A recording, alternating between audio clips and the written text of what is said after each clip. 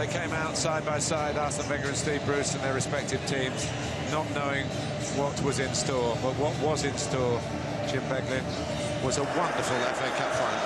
It was, and it was almost a set-piece final the way it started, because I think Hull looked to play on Arsenal's weaknesses in the way they zonally defend, and playing around them on the edge of the box, the Huddleston strike, okay, not the greatest, but Chester took up a very good little position, and it was beautifully tucked away by him to keep it out of Fabianski's reach, and at this stage, Hull couldn't have wished for more. Well, especially given the pressure on Arsenal after the 9-year wait. And it got worse for the Gunners. Stephen Quinn did so well. Alex Bruce thought he'd scored. Curtis Davies did score. Well, clearly the opening goal gave Hull City a magnificent lift, and everybody was looking to get on the ball at this stage, and there was a lovely conviction about everything that Hull City did. Quinn did superbly well. Beautifully attacked as well by Alex Bruce, unlucky not to score, and Curtis Davies, I think, couldn't believe his luck to see it just sit up so nicely for him. We said at the time this might be pivotal. Kieran Gibbs stopping it being 3-0. All three of the starting centre-backs could have had a goal to their name. Yeah, well, that's why you see them put on the post like that, but Gibbs read it well, actually. He just dropped back a little bit. He wasn't on the post to begin with. Alex Bruce had then conceded this free kick for Santi Cazorla to get the better of Alan McGregor. Yeah, well, the most important thing always for a free kick taker is to find the target, make sure at least you're giving the goalkeeper something to do. And when it comes to that from Alan McGregor, he could have done a little bit more, and that tells you everything you need to know about that, yes, but Cazorla got his goal and Arsenal were back in it. Well, we said that we didn't want any controversy, but we got a little bit here, didn't we? Yeah. Because really, on reflection, it didn't look a corner. Yeah, it's the only thing Sanogo could do, to improvise a little flick with his left foot when Giroud pulled it back. Does it come off Davis? No, it doesn't.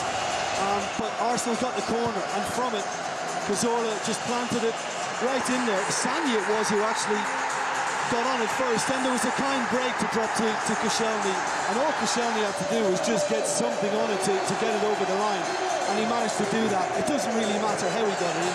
At that stage, Arsenal just needed a leveller, and the big Frenchman in a very good position provided it.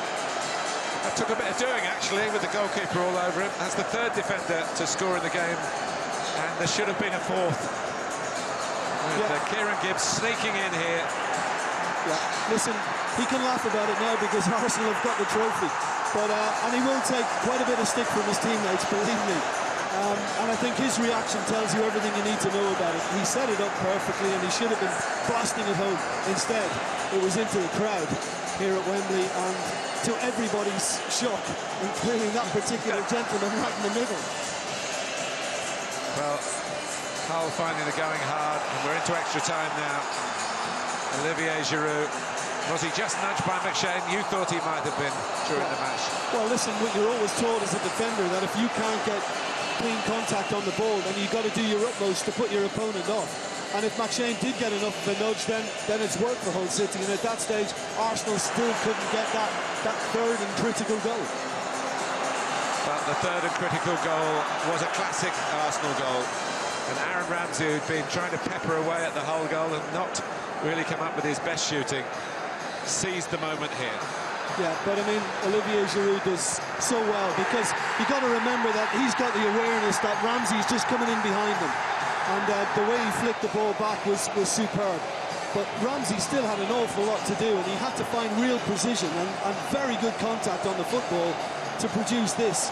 And I just think this is immaculately struck. It really is. This is as good as it comes. And Aaron Ramsey, the one to do it again, the man of the match, the winner of the cup final for the Gunners. Well, even he must have thought he might be threatened in that status, certainly as the winner of the FA Cup, when Mertesacker and Fabianski were in all sorts of a mess, and Shawnee Aluko had a bit to aim at. Those are the margins.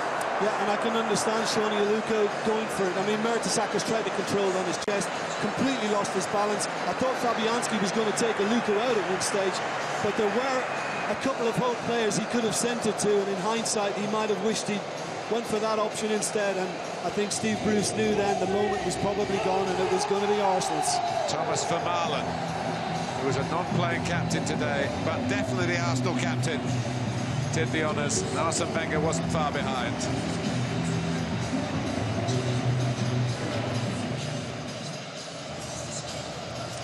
Well, it's been a long, hard road for Arsenal. Not just today, not just the semi-final, but 9 years to get back to being winners again. It's been a privilege to bring this climax of the FA Cup season to you. From Wembley, from Jim Beglin and myself, Martin Tyler. Until the next time, a very goodbye to you all.